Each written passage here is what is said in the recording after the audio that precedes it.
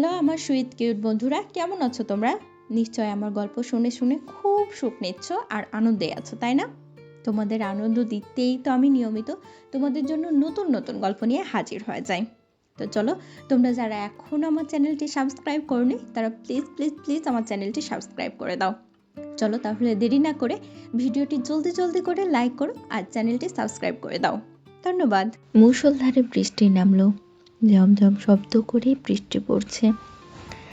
বৃষ্টির বেগ যেন বাড়ছে, কখনো দমে যায় আবার কখনো নামে আকাশ ভেঙে, সাথে পাগলা করা আওলা বাতাস।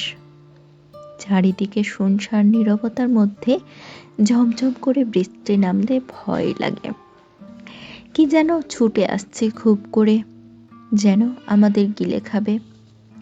আকাশেরই বা কি দোষ? এখন শ্রাবণ মাস, গভীর রাতে সবাই ঘুমিয়ে পড়েছে। জেগে আছে শুধু কিছু নিশাচর, কারণ তাদের রাত জাগতে বেশ ভালো লাগে।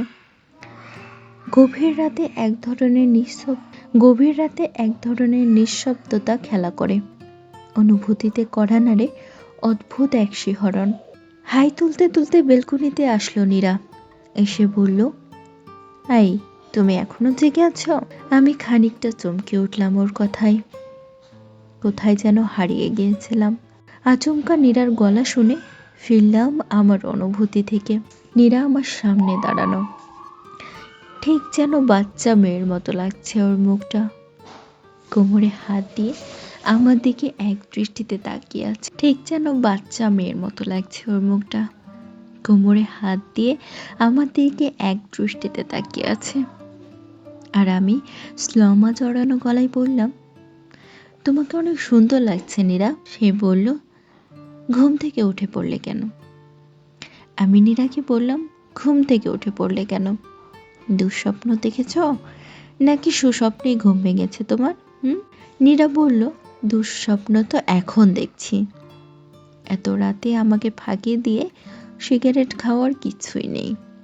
আমি জানি তুমি আমাকে সহ্য করতে পারো না, কারণ আমি তোমাকে বকা দেই।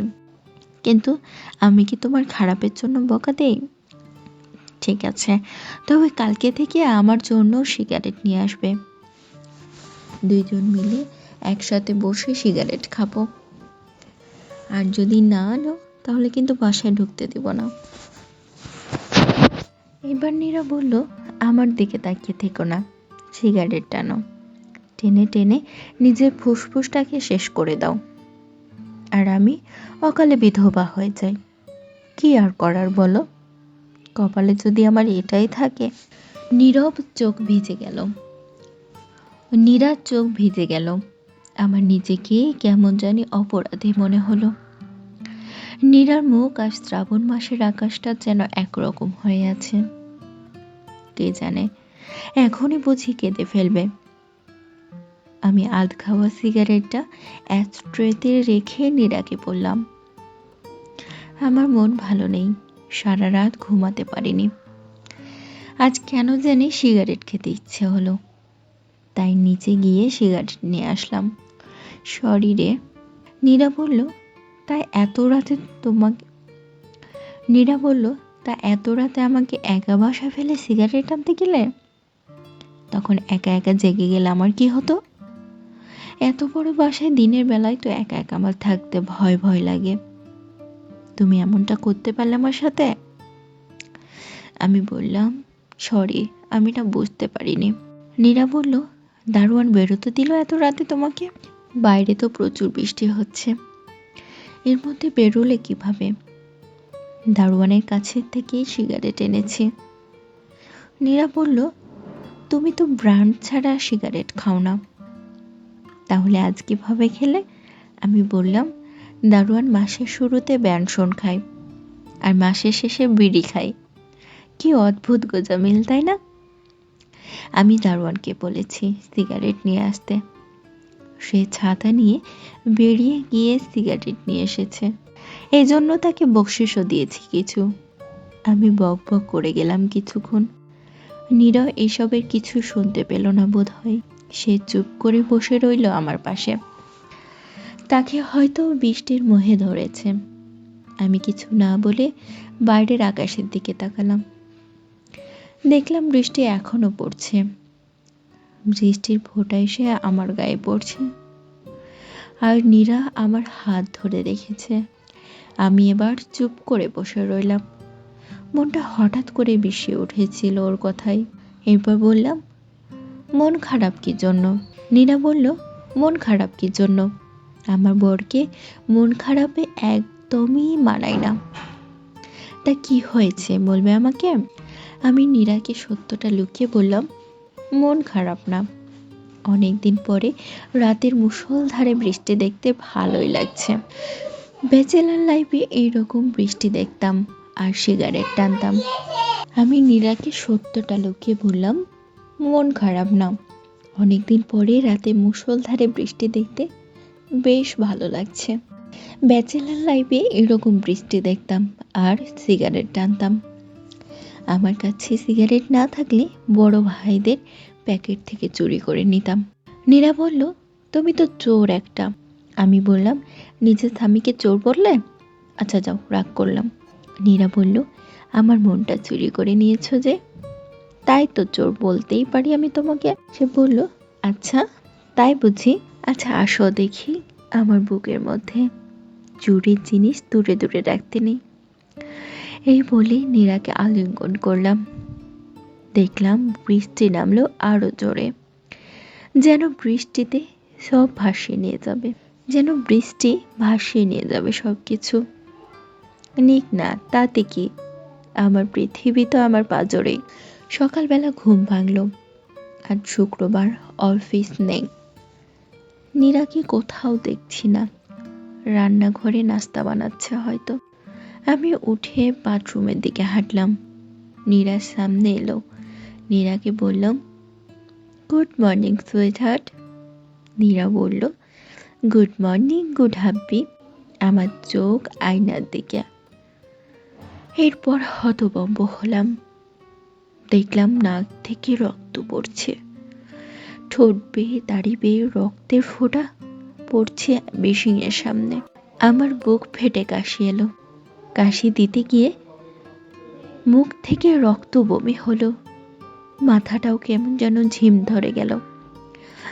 আবার আয়নার দিকে তাকালাম। দেখলাম চোখের নিচে কালো দাগ পড়েছে।